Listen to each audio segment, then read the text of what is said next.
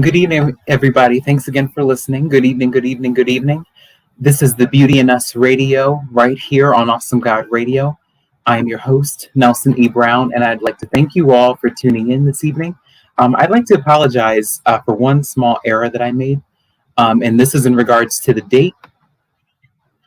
And I think that, I'm not sure if people noticed, but the date, I usually try to post the content for the following week's show that Friday before, so that it can give you guys an idea of what to expect for the show that's airing the following week. I made a mistake and stated June 11th instead of June 15th for tonight's broadcast, so I'd like to apologize for the mix-up if any of you guys were confused about that. But I'm very excited about this discussion for tonight. This discussion for tonight is it requires us to do some deep thinking, and it requires us to look at things from a much broader point of view. Tonight, this evening rather, we are going to be talking about infertility and adoption. Now, this is a very sensitive subject for a lot of people, and I really would love for you all to jump into the conversation tonight. This evening, we are going to have the CEO of the Cade Foundation, Dr. Camille Hammond, with us this evening to talk about her foundation and to talk about the ways in which she provides infertility treatment and adoption services to men, women, and families throughout this community. So she's going to be joining us for the second half of the show from 6:30 to 7. But from 6 to 6:30, I wanted to talk a little bit about what it means to what that topic is and what that looks like and what it means for many families, or many couples rather, who struggle with infertility. Now, I know that this is a very sensitive subject, and I think I said that before, but I would really like to share some information about that with you guys so that you all can have a better understanding of what that looks like and what that may feel like for some people who may have struggled with infertility in the past, and even families who have adopted children, or families or adoptive families who have gone through and used adoption services or infertility treatment in order to build their family and in order to create that family dynamic and that family structure that they want. So I'm going to read some information about tonight's discussion this evening, and I want to talk about family. So I think that family is the most important topic for this evening as we talk about infertility and adoption, and as we talk about the services that are provided for people who are interested in going the adoption route in order to build their family, and also providing infertility treatment to people who have trouble or struggle in that area. So I wanted to share some info with you guys about infertility treatment and adoption, but I think I'm going to head on over to the adoption statistics that I pulled from doing a little bit of research about tonight's topic. So after I share a little bit of that with you, I'm going to share a little bit about what infertility is and how sources identify that, and the solutions that they've created in order to resolve that, or in order to provide families and individuals with what they need. So I looked at an article, and I looked at some statistics from the adoptionnetwork.com about U.S. adoption, and I was reading this, and I was very fascinated, and I was very kind of blown away by the stats that I read about adoption. And this source says that adoption is all around us. Even if we don't see it every day, there are children being adopted into loving families all across the country.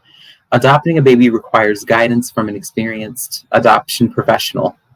The Adoption Network Law Center is a California law corporation providing quality professional adoption services to prospective birth mothers and adoptive parents nationwide. Here are some interesting adoption statistics you may not know about. And again, since tonight's discussion is about family and the family dynamics, I think that this is really important for all of us to listen to and to develop a deeper understanding about as we talk about infertility treatment and as we talk about adoption. Because this is all about building a family. This is all about creating that family dynamics, those close bonds and those close relationships that matter.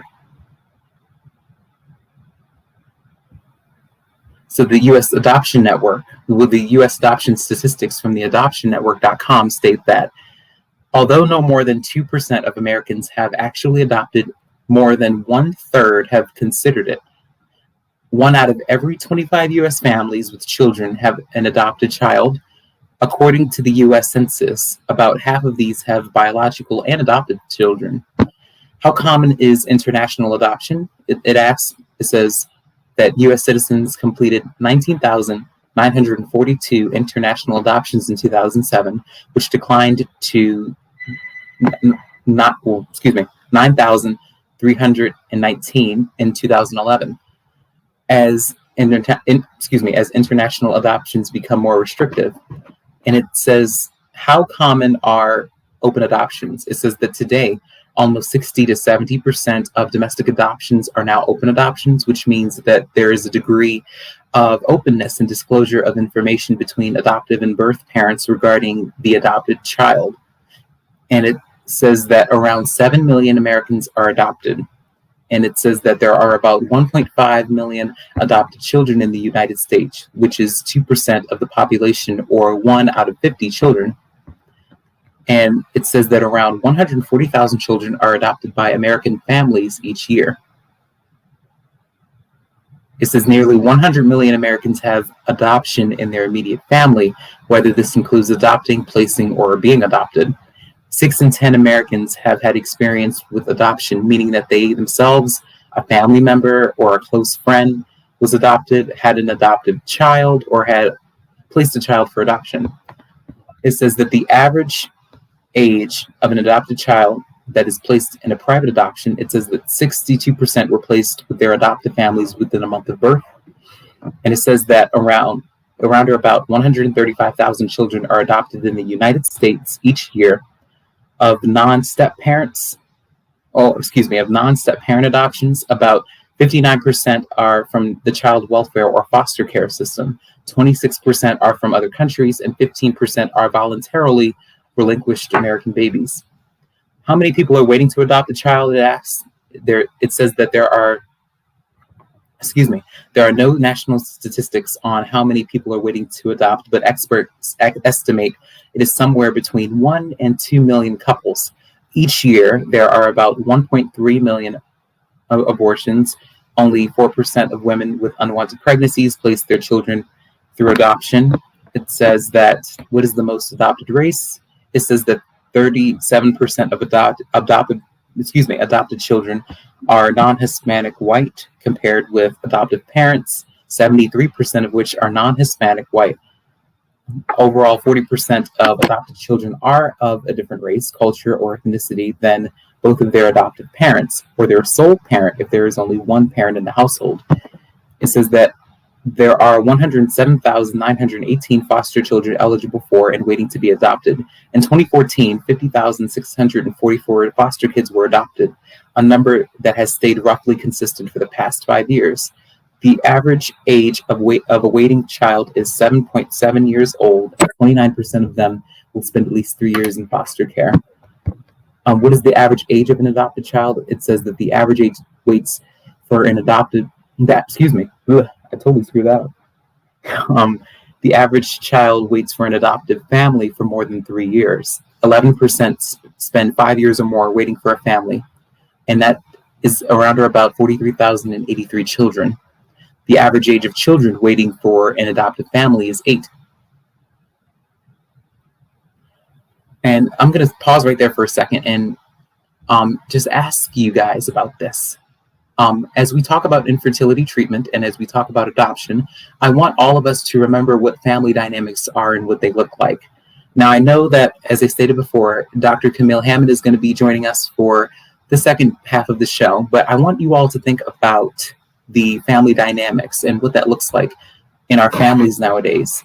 And I pulled up an article from Psychology Today about understanding family dynamics, because I want us to understand that the family dynamics and the family structure that we all want and that we are all looking for, it consists of, it doesn't have to consist of just biological children or biological parents.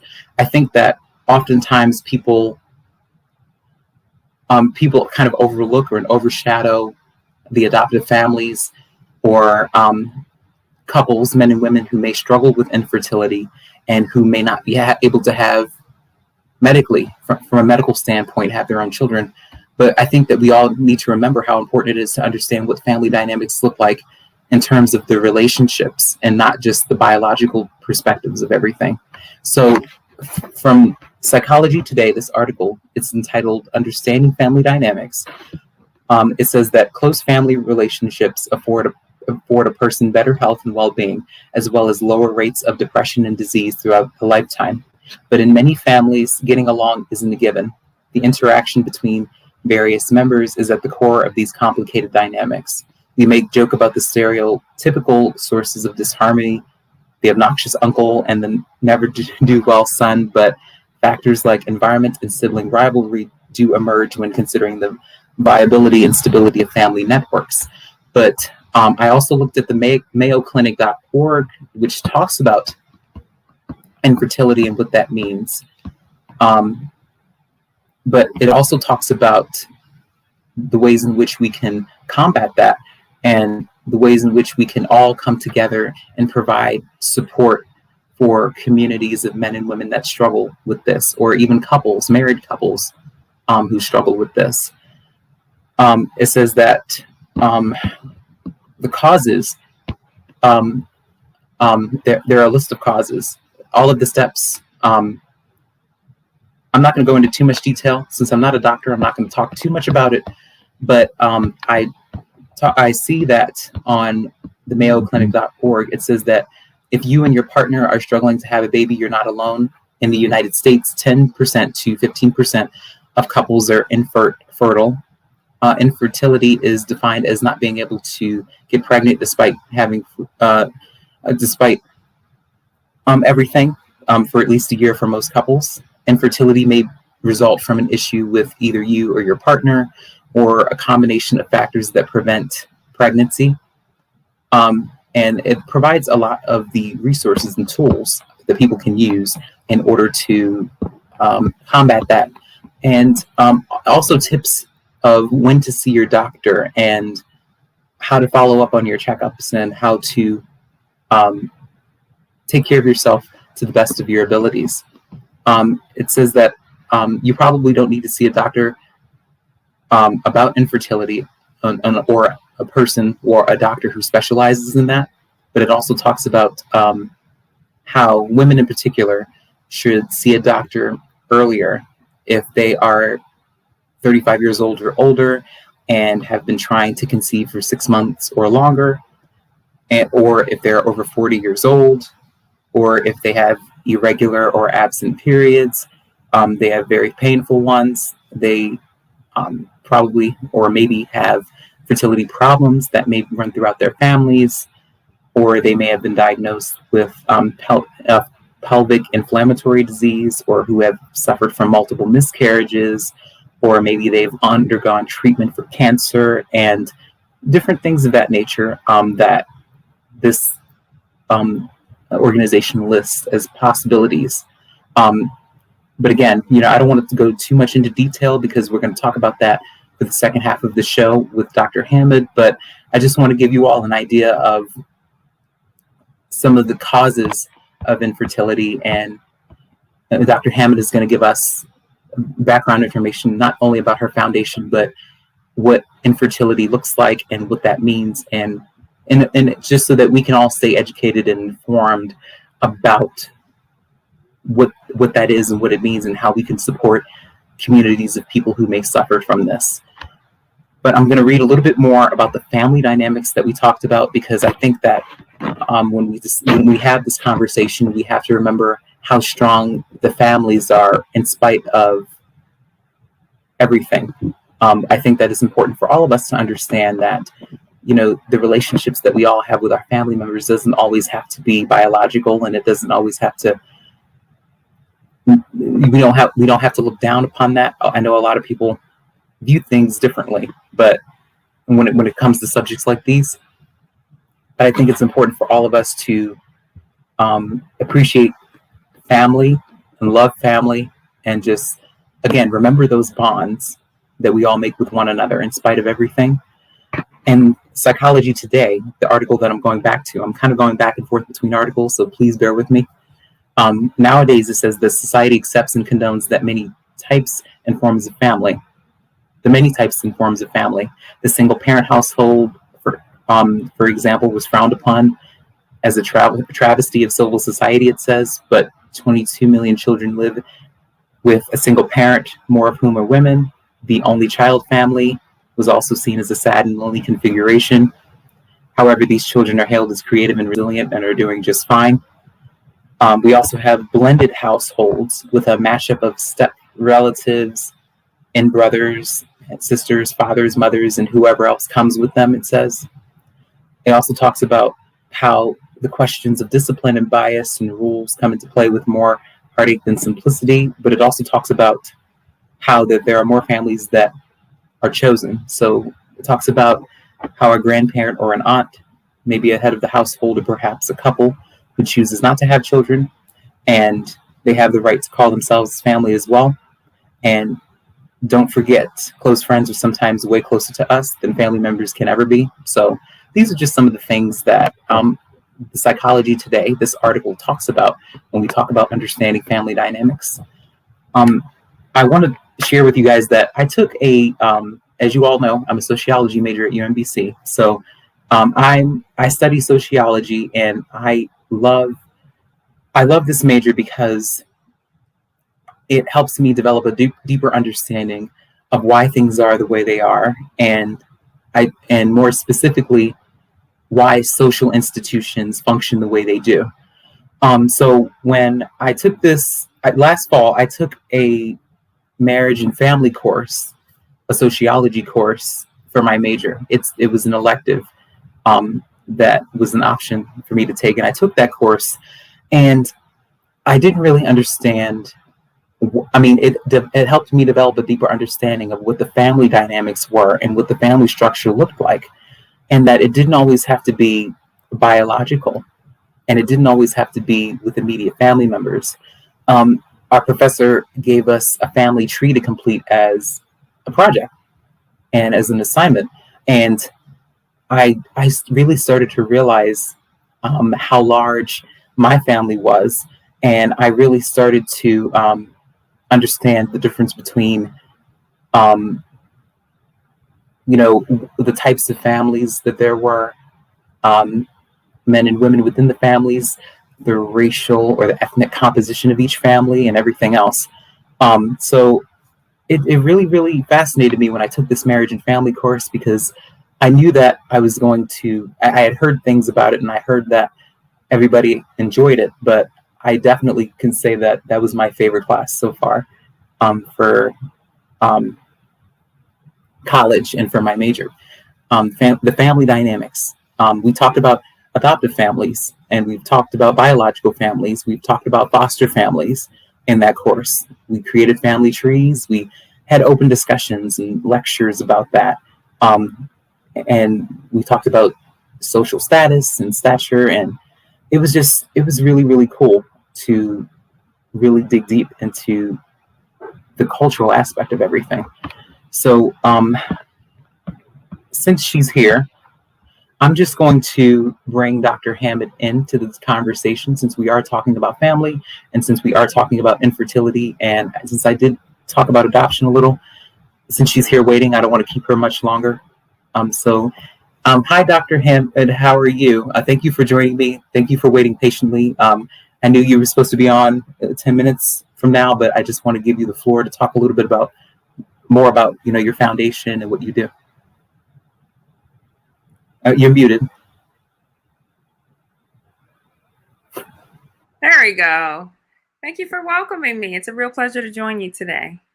Yes, thanks again for taking time out to speak with me and to inform the listeners about what you do. So I know that you came in while I was talking. So could you tell us a little bit about your foundation? Because what I've been talking about for the first portion of the show, I talked a little bit about infertility, but I also talked about family, the family structures, the family dynamics, what it means to have a family, and how sometimes people place double standards on um, adoptive families versus biological families, and how a lot of people don't understand um, what infertility is, or what those family structures look like in spite of that. Because I do know that there are families, men and women, who struggle with infertility. I know people who have grown up in adoptive families. I have peers who have who've been adopted, and I do know people who struggle with infertility and who have gone the adoption route. So could you tell us a little bit about your foundation and the services that you provide? Because this is a very, very sensitive subject for men and women to discuss, because a lot of people, they don't really they don't like creating open dialogue about this conversation. So could you tell us a little bit about that?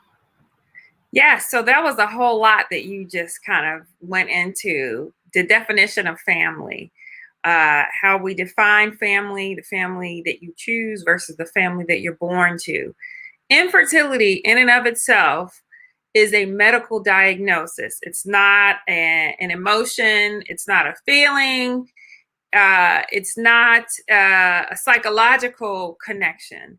It is the state of not getting pregnant after 12 months of unprotected sex if you are under 35 years old and a woman, and if you are 35 years or older and a woman, it's 6 months.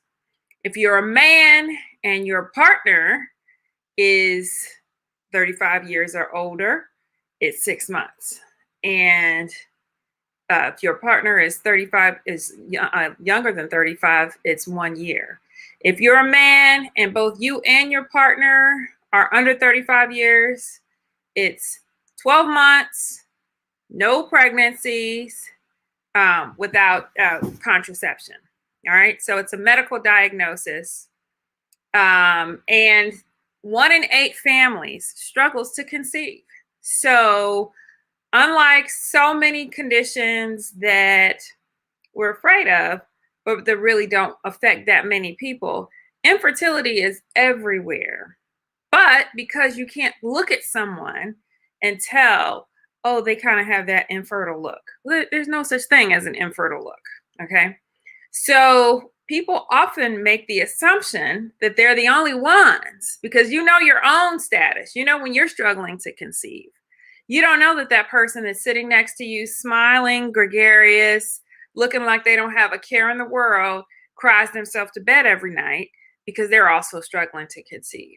Because we don't talk about it, right? It's easy to talk about the other things, even sometimes the painful things. But talking about infertility hits some people at a place that's so vulnerable, they can't even hardly admit to themselves that they're struggling with it. So the Cade Foundation, established in 2005 to support families with infertility, is the nonprofit that my husband and I started. And originally, we started it basically to provide support to families with infertility. When we were going through our fertility journey 20 plus years ago, I didn't see people who looked like me that I could relate to for any reason who were talking about infertility. The myth at that point was Black people are super fertile. You know, we just have babies if we think about it. We don't even have to really, do anything. And that is a lie. The truth is, African Americans are less likely to get pregnant.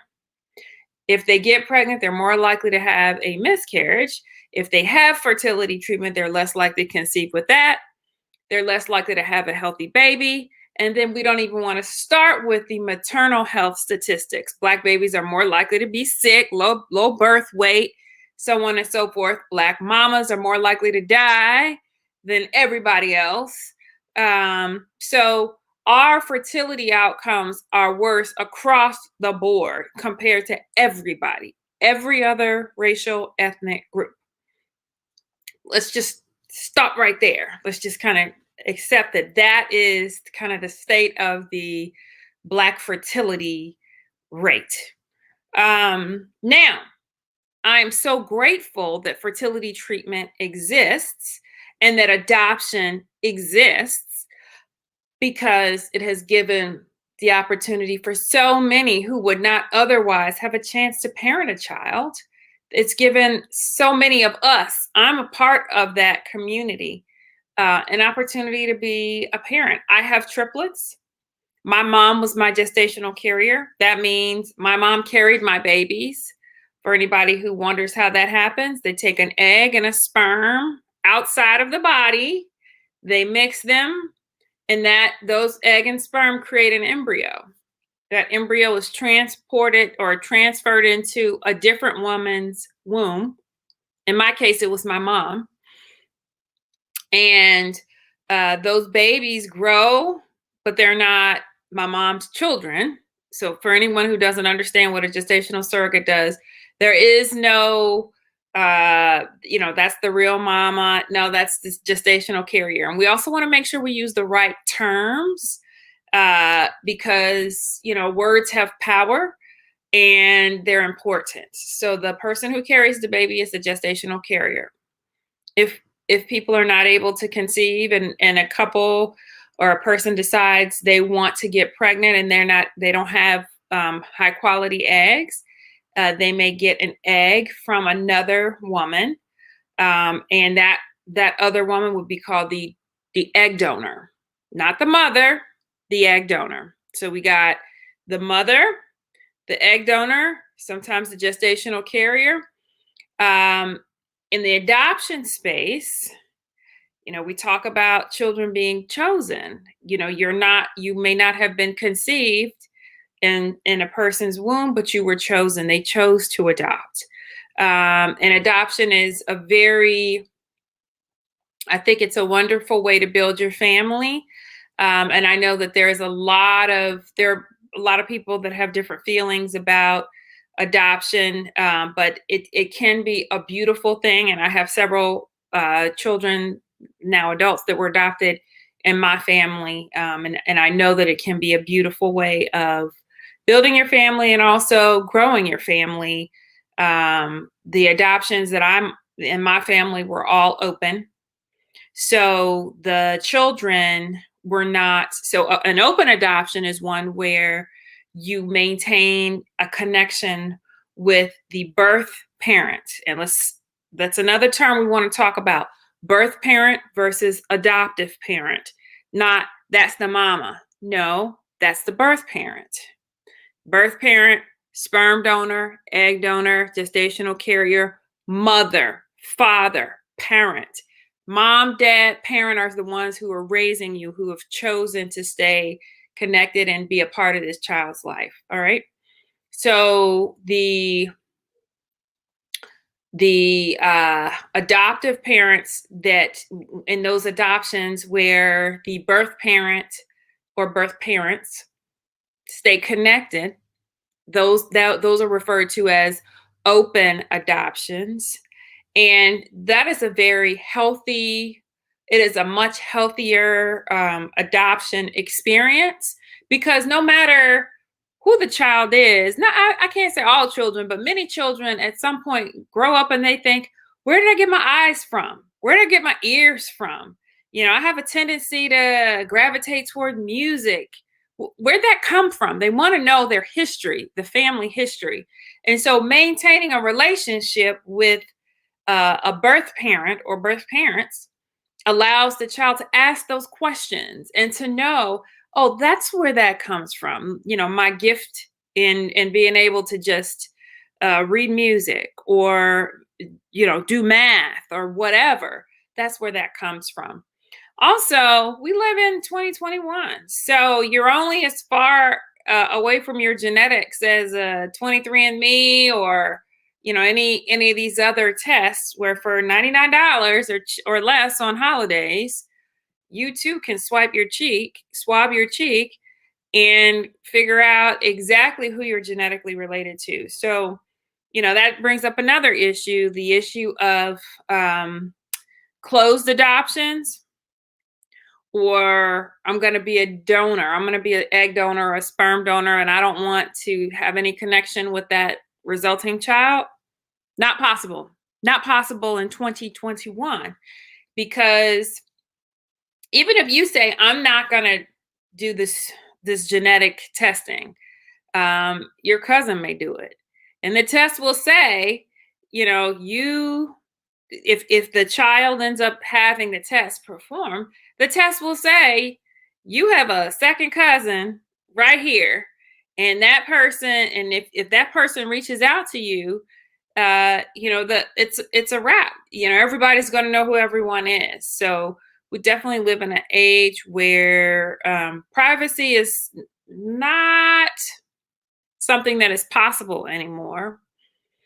But also from a psychological standpoint, children tend to do better when they have the information, and they can decide, what kind of relationship they want to pursue with the birth parent. Or sometimes they don't. And sometimes they, feel very connected with the birth parent, especially as they get older. But it's always a choice that really the children do better when they have the information and have that choice. That Yes, might be more than you were looking for. yes, but you explained it very well. Yeah, you explained everything really well, and again, like, I love how you talk about like the family structure that we all talk about, and how like that can come in many different forms, and it doesn't. People kind of place families in the box, instead of thinking about it from a broad point of view. And I like how you talk about how children want to feel connected to somebody. They want to feel connected to their family. They want to feel loved. They want to know who they are. So I like how you bring up like how children want to feel connected to their family, and they and I like how you use the terms to describe the birth parents and the adoptive parents. But I think that and I know that and like I said before, some of my peers have been adopted, and they found out when they were really, really young, and I know that some of them did struggle with not feeling connected at one point, or feeling different in a way, because they didn't really know where they came from. So I do like how you describe that, and I do like how you mention that, because it's important for everybody to feel inclusive, to feel a part and connected to their family members and their relatives. And it's important for other people to note that family is family.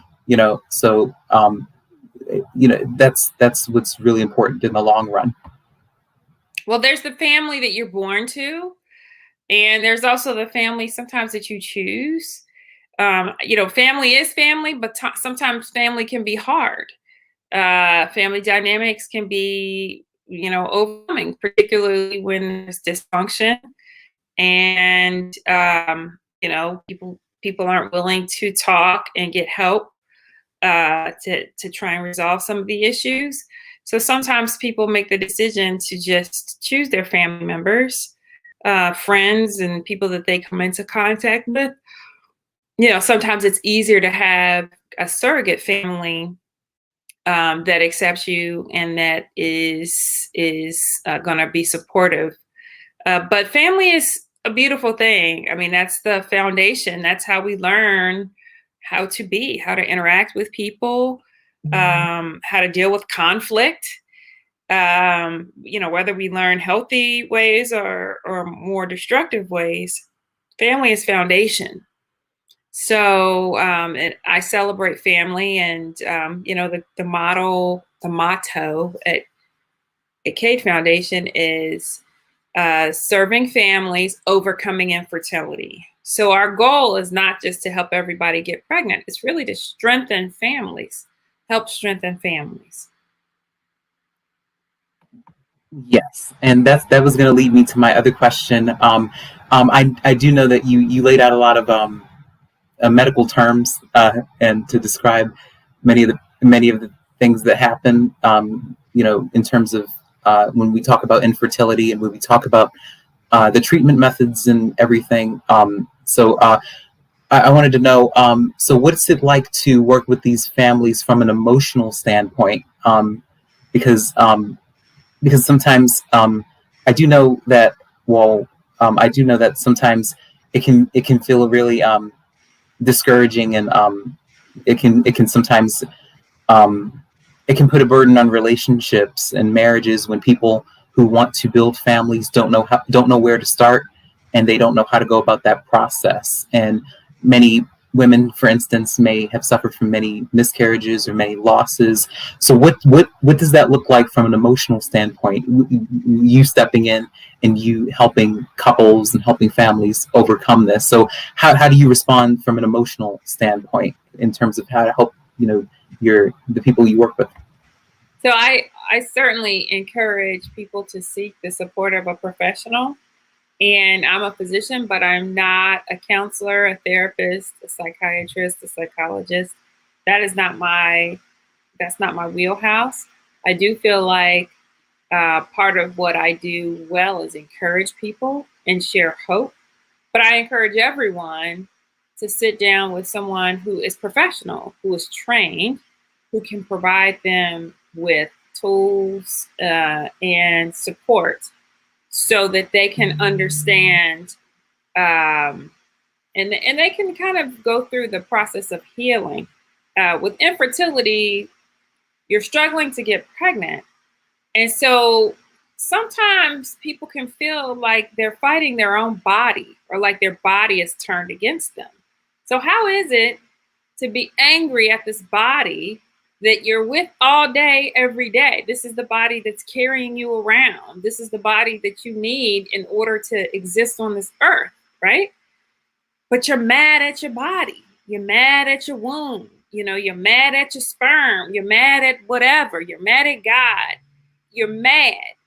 And so I think that part of overcoming infertility means coming to terms with the fact that your body is doing the best that it can, and forgiving your body for not giving you what you want, which is, maybe I'm not ovulating, so I need to forgive my body for not ovulating.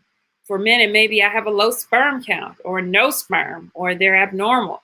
I'm going to have to forgive my body for not giving me that thing that I want. And I'm going to have to just accept that my body is doing the best that it can to keep me upright and to keep me moving forward in the other areas where the body has to function.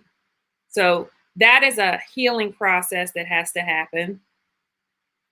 At Cade, you asked about the emotional side, but I can't deal with the emotional if I can't get good information to people, right? So if people are doing this whole, I'm not going to really deal with infertility. I'm not going to mention it. I'm not going to talk about it.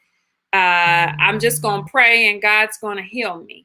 Well, he might heal you, but if you were, urinating every 2 hours, if you're going to the bathroom and urinating 12 times a day, you might pray and ask God to heal you, but you would also go see your doctor to say, hey, I'm going a lot. This doesn't feel right, right? If you had another medical condition, if your knee was bothering you, you might pray and ask God to heal your knee, but you would still go talk to your doctor to say, every time I try and go up some steps, my knee really hurts really badly. I can't run anymore. So we get super spiritual when it comes to fertility, and we do that in ways that we don't treat other medical diseases. So we got to stop that. This is medical. This is not moral. This is not God's mad at you and you're being punished. This is medical, okay? Because the ovaries and the egg and the uterus and the sperm and all that, that's in the body. That is biological, all right? So before I can deal with the emotional and try and encourage someone, we've got to start at kind of a mutual understanding of what is going on. So we do a lot of education, just clearing up basic facts, clearing out myths like, you know, I have sex every day and I haven't gotten pregnant.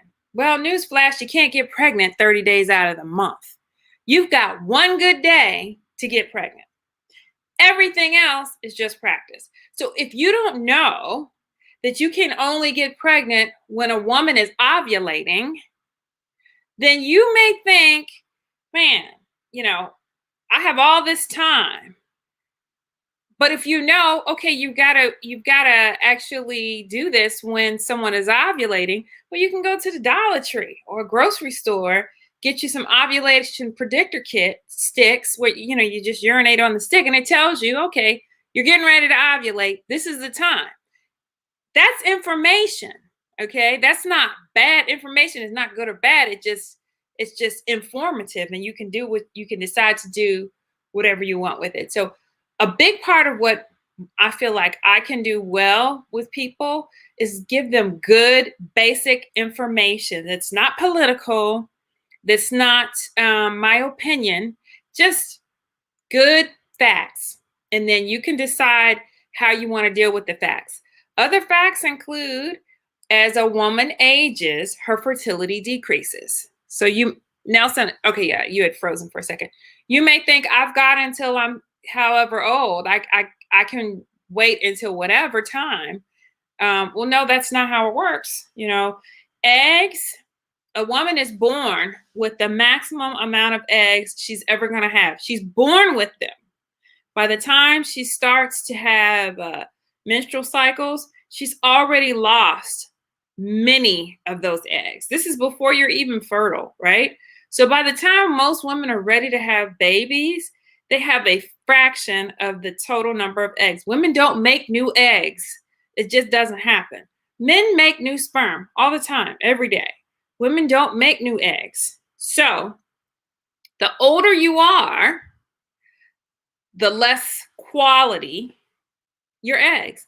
Just like if you, Nelson, if you go to the grocery store today and you buy a dozen eggs and you put them in the fridge and you let them sit there for 12 years, are they going to taste the same in 12 years? Right. You probably wouldn't even try that a month, a couple months later. Well, the quality of the eggs, just like the stuff from the grocery store, it breaks down. It's not as good. It's not as healthy. It's not as good quality. So people need to understand kind of the facts about fertility, but at the same time, they need to be encouraged, and they need to be told that there is hope. Even if you can't be a parent the way that you thought you would, you know, you might have, as a young man, dreamed, I'm going to marry my soulmate, you know, and we're going to get married when I'm 27 years old, and we'll have twins, and we'll have this house with a white picket fence, and, you know, it's going to be great. Well, sometimes life doesn't turn out the way that we fantasize it will. And if you also are understand that becoming a parent is still possible, even if you don't conceive or things don't go the way that you dreamed about. There are many ways to become a parent. We've talked about different kinds of fertility treatment and adoption, foster care, foster to adopt. And for some people, you know, child-free is an option. Everybody is not going to parent. They don't have to parent, and they should not be made to feel like they have failed if they make the decision for whatever reason that they do not want to pursue parenthood. Yes, yes. This is a very, very informative. You've definitely educated me on a lot of stuff, because, and this is important for people to understand, because a lot of people, they like to shy away from the subject of infertility. But like you said, you're never going to be able to solve the problem if you don't know what the issues are yourself, and if you don't do your research, and if you don't talk to a professional, you're not going to be able to find any solutions unless you deal with the problem. So I think that this is really, really good that you've laid so much out on the table in just a short period of time. You've laid so much out on the table for everybody. So I hope that everybody uses this interview as, and they take it as a learning experience, and to know that it's very important for people to just not look down upon infertility, and to not judge that man or that woman who just may not be able to conceive the way society, you know, expects people to. And also, just because people choose to go the adoption route, it doesn't make them any less of a parent, or it doesn't make them any less of a man or woman, because that's what they choose. And just like you said about, being child free and just having, you and your spouse, that's also an option that people have to stay open to as well. And there should be no pressure that should be affiliated with, creating the family dynamics that you want somebody to have, or you think somebody should have. So this is all really, really great. So how is I know that we're coming towards the tail end of the pandemic. Things are starting to open back up, and the restrictions have loosened immensely. So what was it like working, with your foundation during the duration of the time we've been through the pandemic, and we've been doing everything? We've had to kind of like modify everything that we've done, like over the course of the year. So last year we went completely virtual, and even this year we've pretty much been virtual. Although we just had a race for the family this past weekend, and we did encourage people to gather in their own communities so that they could experience the race as a community. Because we know that infertility is hard, but it is so much easier when you have other people who are walking with you. But we converted all of our activities to virtual, and I think that we've got an amazing support team. Many of our families that we have funded are out in the community, supporting others, and they have really just become a part of the fabric of the support and family building community. So I feel like it was a great year. We definitely, had to tighten our belt a little bit, like everyone else, but we're still here, and I'm grateful for that. Yes, and it's still amazing to have the opportunity to continue that foundation, and to continue that, you're still giving back to your community even in the midst of everything that has gone on, because it hasn't been a great experience. Being in this pandemic hasn't been a great experience for everybody. And I know that it's definitely, it's definitely, at least for me, it's made me look at things totally differently than I did before, but for the better. So I do. It is great to hear that you still continued the work that you do. The restrictions didn't stop you, for doing what you needed to do in order to help, more families and more people. So what are some of the upcoming events that you have this summer? We are all, we're all eager to jump into the summer now. Right. So if anyone is in need of financial support for fertility treatment or adoption, we have a family building grant, and you can get information about that at cadefoundation.org/grants. And applications are due July 1st. So if you're interested, we still have plenty of time to complete an application. Everything is online. We have a couple of fundraisers. One is on August the 28th. If you're on the West Coast, it's going to be in person in Livermore, California, at the Dante Robert Vineyard. And then we have another one on the East Coast in Frederick, likely, It's going to be called Corks with Cade, and it will likely be at the Hidden Hills Farm and Vineyard. We also have our gala, which is hybrid, and the in-person portion is going to be at the Ivy Hotel in Baltimore. And then for the virtual guests, we will have dinner delivered, wine delivered. We'll have an awards program and, a entertainer, and it should be a lot of fun. But money from all of these events goes to supporting families with infertility. That's how we fund our grants. So if you're available and if you're interested, I would welcome you to come out to any or all of them. Yes, and this is amazing. You guys do so much, but it's so awesome that you guys get to be creative in order to make an impact, in order to make that difference and to be the change that you want to make. And I love how you started something, everything that you've done for your foundation. I love the fact that you poured your heart and soul into the foundation, and you used your own personal experience in order to assist other people in the process. And that's what this is all about. In order, it's about helping others, and it's about seeing everybody grow, and everybody prosper, because that's what you want, when you start a foundation and when you use your personal experience. You talked about a little earlier on in the show about your personal experience with the work that you do, and how that has played a huge role into why you do what you do, and and how much influence you really have. So it's really, really great.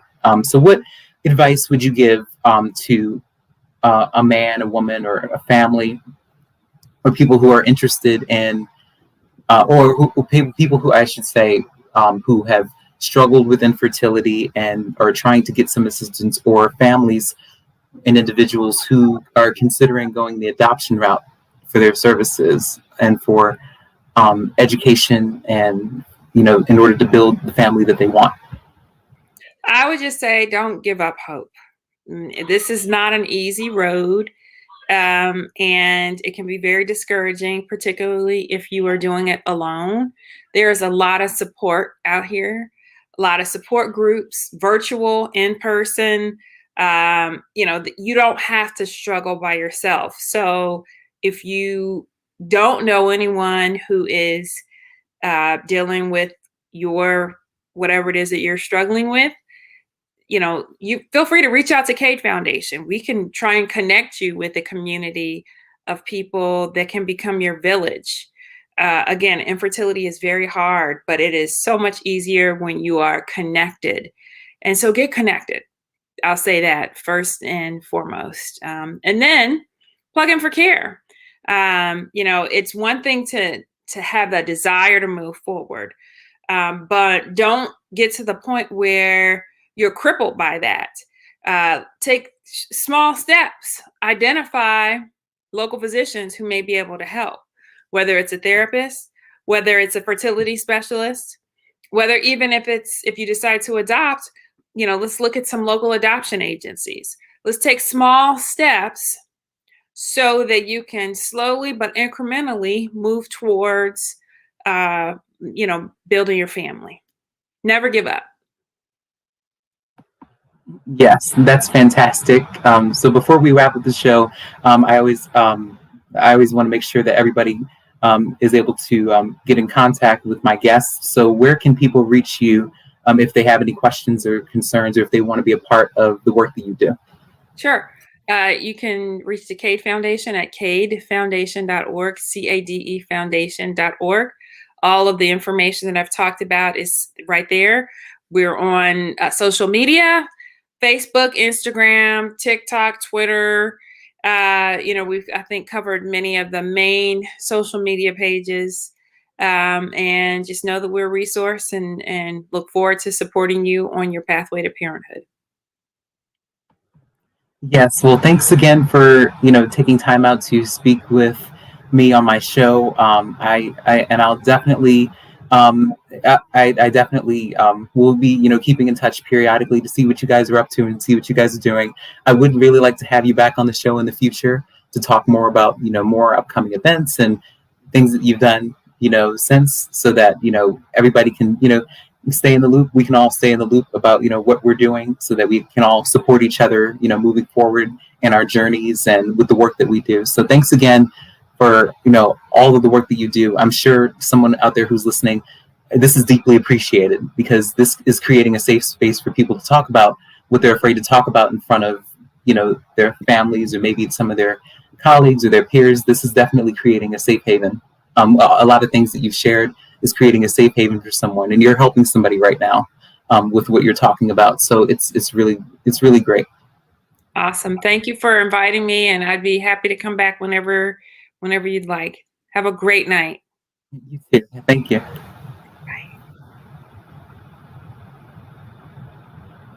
Okay, so that wraps up another edition of the Beauty in Us Radio right here on Awesome God Radio.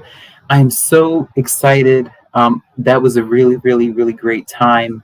That was a really, really great interview. I want to let you all know that the Dear Nelson column is still coming for the for the summer months. So I'm still working with Thoughts Magazine. Shout out to Miss Nija Howard for, discovering me and meeting with me and being a guest on the Beauty in Us Radio. Author, speaker, single moms coach. She's awesome. She's the one that, discovered me, and that is bringing me along on her journey to support single moms, and more specifically single Black moms raising sons. So I'm so glad to be a part of that, and to have my own Dear Nelson column. Still feel free to leave in the comment section below, some of the ideas that you'd like to see, and what you would like to read about, in the magazine, and what you would like to learn about from me. I have many, many topics that I've been jotting down and I've been doing research about that I would really, really love to share and write about in the magazine. So please feel free to let me know what you think. Also, next week on the Beauty in Us Radio, we're going to have another guest. And then the following week, we are going to have my very own aunt. She's going to be sharing with you guys some of her creations. So her creative mind, her creative outlet is going to speak for itself in a couple of weeks. So I'm very, very excited to have her on, my show in a couple of weeks. But make an appointment to meet me back here on June 22nd, Tuesday, June 22nd, from 6 to 7 p.m. I'm still trying to look for a guest for next week, because I have everything booked for the week after, for the 29th and for the 6th of July, but I'm still trying to look for a guest for next week, and I'm still speaking to some people, and I'm still trying to work some things out. And this interview is very, very personal for me. I actually spoke with my mom about going the adoption route myself, because I do know that there are many, many children, and this has nothing to do with the infertility conversation we discussed. There are many, many children that need homes, and that need to be adopted. So I talked to my mom about going the adoption route, and she's very open about it. And she still is going to love and support her children and her family the same way everybody else does, her and me. So it's been a really, really personal interview for me. It's been really, really exciting just talking about this subject, and it's such a beautiful conversation if you think about it, even between all of the obstacles and between all of the